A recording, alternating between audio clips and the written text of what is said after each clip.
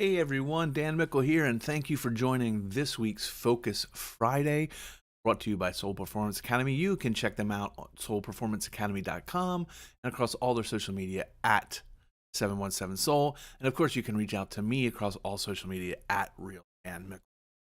This week on Focus Friday, we are going to look at the law of the vital few, or anyone who's taken an economic class, 80-20 rule. And basically what that states is that 80% of our results come from 20% of our effort. And I think in the training and coaching and educational world, we tend to forget about this. We get so fixated on the things that aren't going well, or the skills or the areas that we're struggling with, that we take vital time away from them in practice, in scrimmages even, to work on the lower side of the skills or the things that are deficient, and we ignore the things that have gotten us where we're going, or the efficient skills. So for example, let's say that you are a volleyball team that is very good at serving, but you're struggling at passing. Typically what happens is we will spend the next couple practices or the time that we're together really hammering on passing and getting better at passing, trying to get better at passing. And we neglect the skill like serving that we are extremely good at. And what will happen is what we are good at will start to tick down a little bit. And it's not going to bail us out like it used to, because we haven't been focusing and we haven't been putting the time on it, because we are so concerned with the areas that we're deficient in. It's common sense, right? We feel that we're bad at something. We need to work at it to get better. And that is the case. But the problem is we put too much time and effort trying to fix those things that are deficient, and we neglect the things that we're good at that got us where we're at, that make us efficient. There's the old saying, ride the horse that got you to the race.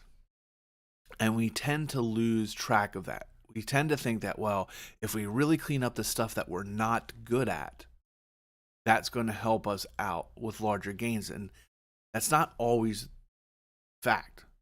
Now, obviously, we still need and want to train on the things that we aren't the best at. That's how we raise the bar as a whole. But we can't always do it at the cost of not continuing to work on the things that we are really good at. And again, this isn't a psychological thing where we're talking about, having everything as a happy and a great mindset. This is actually about the training process, that we tend to forget about the 20% because we need to work on 80% efficiency. So again, the law of the vital few states that 80% of our results, okay, so if we're playing to 100, 80 points come from 20% of our production. Whether you want to look at that as 20% of your players.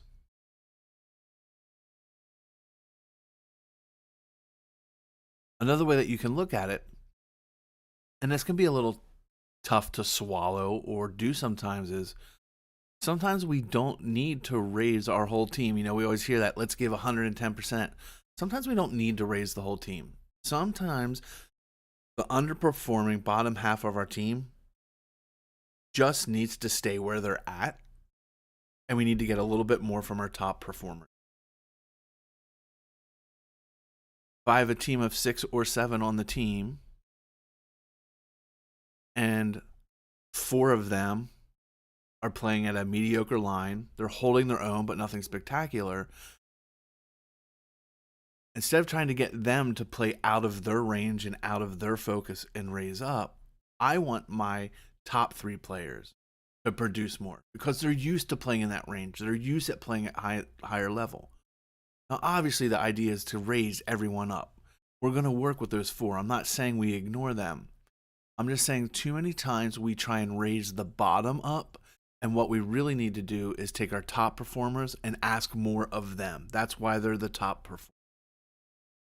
If I'm in a company and we're struggling, our sales are down, I'm not going to expect my bottom salespeople to help save the company and raise it up. I'm going to turn to my top performers, my top salespeople, and ask them to take it up a notch. I'm going to focus on that 20%, the top 20. And at some point in our seasons as coaches or even as teachers, we need to look at when we kind of make that switch in philosophy. So, we have preseason and the first half of the season. We are trying to get everyone up to that bar. But at some point, when your job is on the line or you need to win games, you're not going to be around much. Instead of looking at raising the bottom up, ask for consistency, still work with that bottom half. Again, we are not ignoring them. I know this is going to get clipped and people are going to focus on that little thing. We are not ignoring the bottom. We are still pushing them. We are still asking them to work. But I'm not going to depend the win or loss or the metrics on that bottom half. I'm going to focus on a higher percentage, my top tier producers, to get us where we go. So start to think about how you do that in your space, whether it's in the gym, on the field, in the classroom. How do we do that? If you feel your team is playing at 80%, do you want to ask the bottom to get you that 20%? Or do you ask the select few at the top to give you a little more to get that? And that goes into a whole nother discussion of, we don't need someone to go and get that 20% on their own. I need 1%, 2%, 5% better from my top producers to get us up to that 100%. It's going to take a little bit of thought on your side to make this work, because we are so conditioned that when things aren't going wrong, when our teams aren't performing, we're not winning the games or the matches that we should, we look at the bottom and what's really wrong. We need to flip that and start to think about, what do we do well and how can I get that even better? If I'm a great serving team and I'm serving at 85%, 87%, instead of looking at my servers who are serving 70%, 60% and getting them to help us get up to that, I'm going to look at my top ones that are serving at the 85 to 90 and how can I get them to 95%? Again, I'm still going to work and focus and help the bottom percentage of the team get better at their skills, but not at the cost of getting diminished returns from my top producers, taking time away from them, taking time away from the skills that we're good at. If we're a tremendous defensive team, but our offense is struggling, I'm still going to spend time and work on our offense.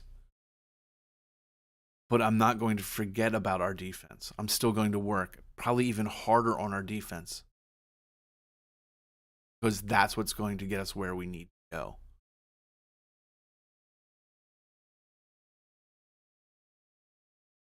I think that can be a struggle, especially for young coaches. It's really easy to look at what your team is doing poorly and working on that, because it stands out, right? Oh gosh, we hit in the negative, or our free throws are negative. In the basketball world, if our free throw percentage is pretty poor, but we're the best team in 3-point shooting, my game plan and my practice plan is going to work on 3-point shooting to make it even better. Still spending time on free throws and trying to get that bar raised up, but a bulk of my focus is going to make what we already do even better. So think about that. Is that how you do it in your gym? Would you spend the time and the focus? Let's say you have an hour.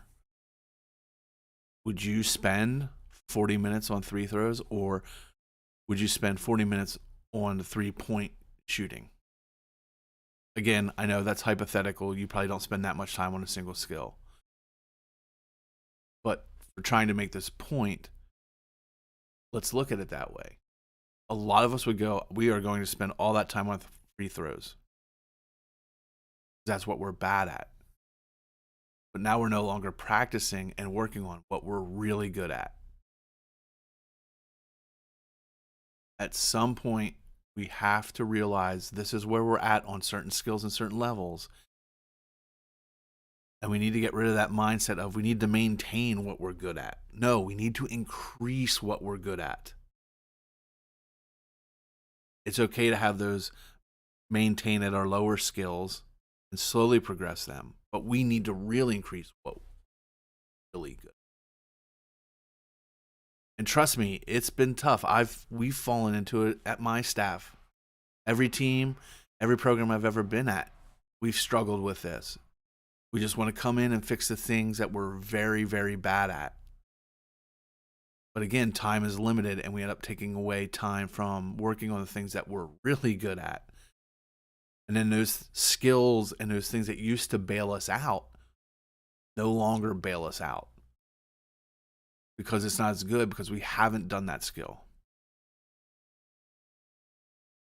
So there you go. This week's topic. Let's open up this discussion. Share this video, like this video, subscribe on the YouTube channel. That would mean a lot. But what would mean more is let's get some comments. Let's start the discussion. Let's open up and let's talk about this. Because I think this is a great topic that doesn't get enough attention. The 80-20, the vital few law. Focusing on what we do well over fixing what we don't do so well. Again, don't take this out of context. It doesn't mean that we don't work on the things that we're not good at. It just means we don't work on them at the expense of the things that we do well. All right, can't wait to see the comments and the discussion. And I'll see everyone next week for our next Focus Friday. Peace, love, don't suck. Make sure you check out soulperformanceacademy.com, danmickle.com, at 717soul across all social media for Soul Performance Academy, and at Real Dan Mickle across all social media to reach me directly. Would love to hear from you. Get your questions, your comments, your concerns, and seriously, share, like, rate, subscribe. Let's get the word out here and continue to grow our coaching and our teaching and our instruction profession and our group. And much love.